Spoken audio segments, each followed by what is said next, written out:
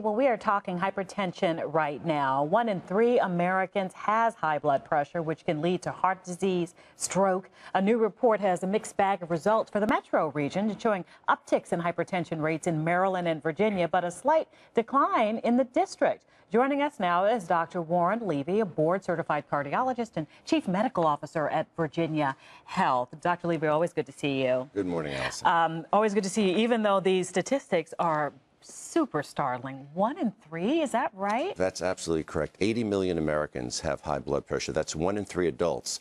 And what we have to remember also is that that increases with age. So that if you're 40 and your blood pressure is normal, it doesn't mean that it'll be normal when you're 60.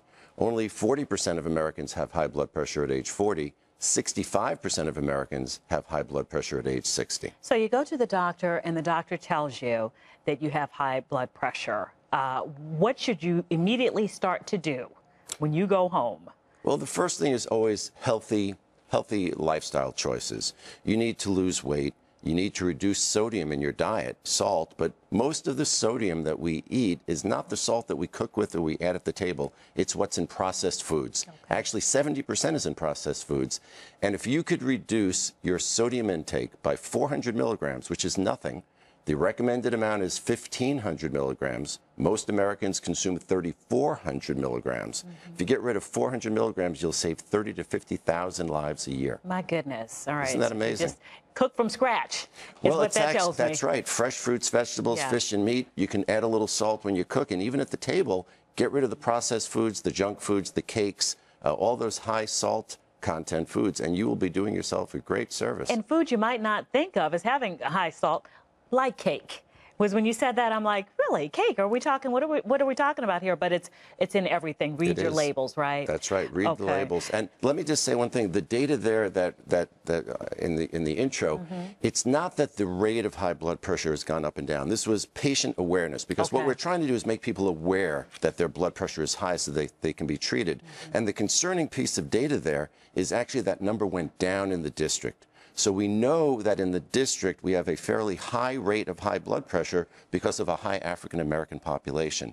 Yet that number went down 5% in 5 years. That means we're not doing a good job of making people aware that they have high blood pressure so they can be treated. You mentioned the black population there. Also, Tennessee had the highest rate of high blood pressure, but the cluster of southern states as well. And then you mentioned African Americans. What's the tie-in here? Is it the food that we're eating? It's that good food that we eat a lot in North Carolina, South Carolina, Tennessee, and the like. What's the story here? Absolutely. In the obesity belt, which is that southeast kind of quarter in the United States, you have the highest rate of obesity, hypertension, high blood pressure, diabetes, strokes, and death from cardiovascular disease, and they all go hand in hand. Genetics plays a role, but you can overcome the genetics if you live a healthy lifestyle. There's so much junk food, such a high sodium diet, that they're really just causing so much of this disease themselves. All right.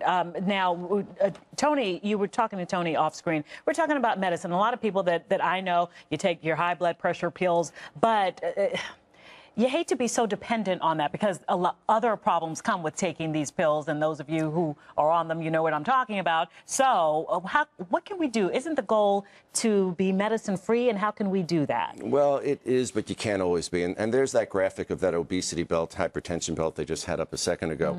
Yes, you can.